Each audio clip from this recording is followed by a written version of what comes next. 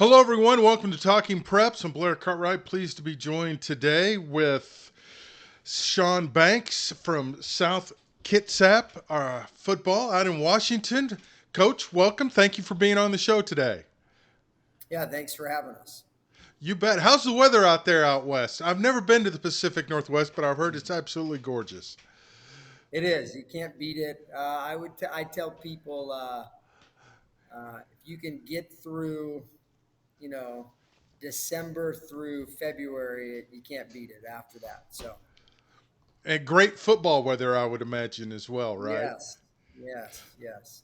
Awesome. Well, speaking of football, your team's off to a 2-0 start. You've got to be pleased with the way the Wolves have started the season. Yeah, kids have really responded to coaching.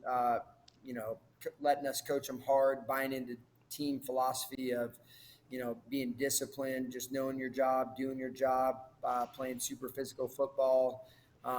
Really proud of the kids. Really proud of our staff. So yeah, good start. And this week, it's part of the Mascot Media Game of the Week. You're playing Central Kitsap, which is a rivalry game, though I understand this has not been played since 2015. Wow. Your thoughts on resuming this rivalry part of a 2-year contract? Yeah, it's exciting. We're out here in the Kitsap Peninsula, and we played them when I was kids. And then when we moved to the new league in 2015, that kind of stopped because of our new league. At the time, had 10 teams, so you had 9 regular season games. So it'll be great for the kids, great for the community. The kids are excited because they know people on the team over there. So yeah, we're excited. They're a good football team. Mr. Keel has always done a good job with them, so it'll be a good challenge for us to see if we can line up and do our jobs.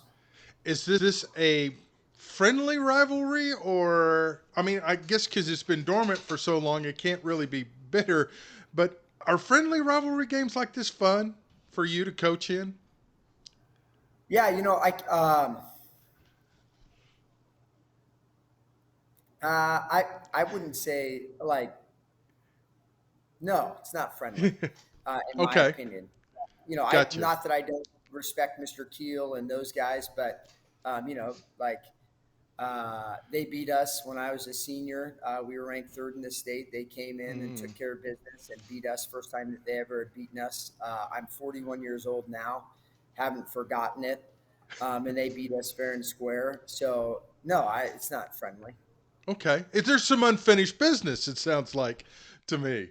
So awesome. Yeah, but yeah, I mean on my end, but like I Yeah, don't share that with our kids too much. The kids, we try not to talk about the quote unquote glory days, but I yeah. think it's important that the kids know that when we were rolling in the 80s and 90s and early thousands, it wasn't because we just had great players. It was because of the system, because people bought in, and so that's what we try to reiterate whenever the quote unquote glory days are brought up. Speaking of glory days, you mentioned you played then. How unique is it to be the head coach, the school you played at, you graduated from, and what's the challenge in trying to bring those days and that type of success back to the program? Um, So I would say it's very unique and very dear to my heart. Just the way that I grew up as a kid. I lived with coaches throughout my high school career, just because of different things that happened, or post high school career. But there was a lot of people in the community that helped me. Without football, I would have gotten into a lot of trouble, and football is what kept me out of trouble.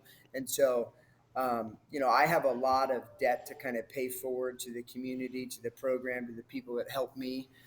So it's unique in that aspect. As far as the challenges go, um, I think hard work is hard work, and I knew that coming into it. I knew that signing up for what it is, but it's a lot of joy to work with the kids. When I got hired, the kids were part of the interview process. I had said, "Hey, I can only do this one way, which is working really hard. I'm going to be a very strict disciplinarian. There's only one way that I know how to win. Maybe other coaches can do it another way, but it's going to be full tilt, so to speak, and you got to do it our way. We don't care about who's talented, and all the kids have bought in. I haven't got any pushback, but a lot of kids have quit. We started with 156 kids on the team. We're down to 94. It's not for everybody. Um, we tell the kids we want to be really tough, really physical, really disciplined. If you get in trouble, we're going to discipline you. We won't play you. We won't start you. All of those things. And so I'm a big believer in quality over quantity. Not to dismiss or talk about the kids that either quit or didn't make it or anything like that, but we want it to be a select group, and so that way we can rely on those kids that we have, and the kids that we have, we can rely on. They're great kids, they're tough, they're physical, and so we're heading in the right direction. Awesome. I love it because that's one of the great things about football. It can teach you so many things. It's not just an athletic skill, but life skills. And Yes. and that's what you're trying to do. Who are some of the influences on your coaching style? Well, I mean, DJ Sigurdsson is like a father to me. He influenced me. We're different personality wise. Ed Fisher as well, the former coach who's the stadium is named after. I'm not super. I didn't grow up with Ed, and I didn't play with for Ed, but our personalities I have heard are somewhat similar. Coach Masaki, who's the head coach at Lincoln High School, very successful in Tacoma, Washington, and then Keith Ross as well, who's one of our division rivals. Who is they're like the number one team in the state right now in Washington for 4A. So those guys have really influenced me. But of course, I guess college coaches. I'm a real big believer in like Kirby Smart, Saban. Those guys tend to have a similar bend to personality. I'm not saying I'm like them, but when they say things, I tend to agree with them. I'm not. We don't want to be dependent upon talent. Our motto last year, my first year, was takes no talent. Like takes no talent to show up on time, takes no talent to work hard, takes no talent to be a good teammate, to know your job and do your job, to be tough. Talent's going to come and go. God doesn't make everybody super talented, but everybody can use the talent, whether it's limited or unlimited, that God has given them to play really hard. So I would say those are the types of things that we try to preach and do here. Excellent. And I also read you're a big believer in the weight room. Why is the weight room so important in building a program? Yeah, I would say, like I told the kids, this is a year-round commitment, and I think the weight room, a football program to me is a year-round commitment, and so you play games from September to November, December if you're elite, obviously. I mean November if you're good too. You make the playoffs. So what do you do with the rest of the months? If you want to be elite, 3/4 of the year, 75% of the year is going to be made up in the weight room.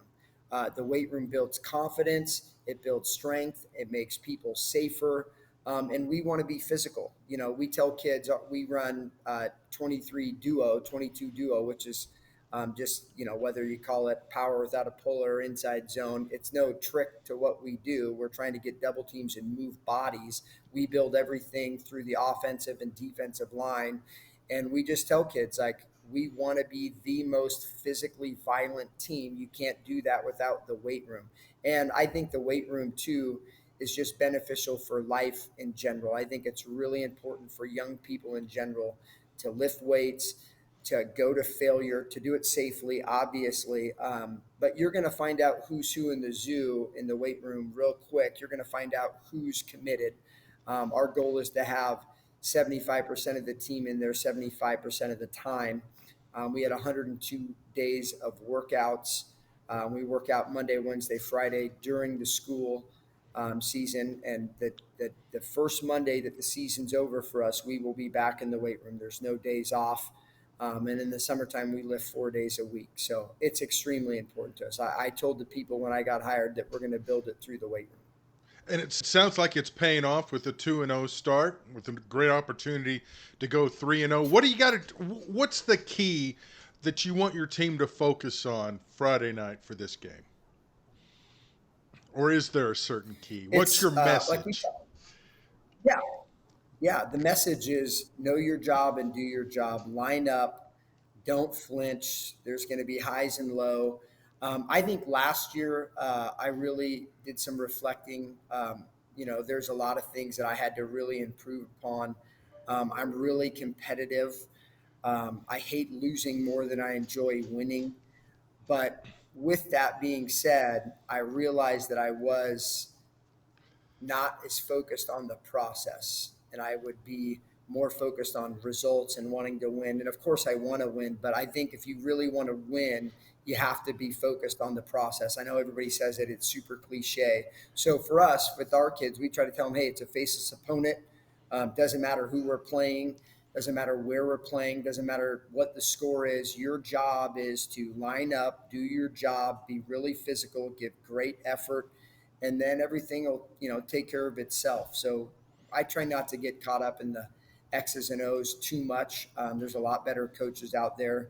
I'm not a real like X and O genius guy. I just want to line up and be real physical and know our jobs in executing. And so the kids have done that the first two games. I thought the second game we played a lot better than the first game, which I was happy about.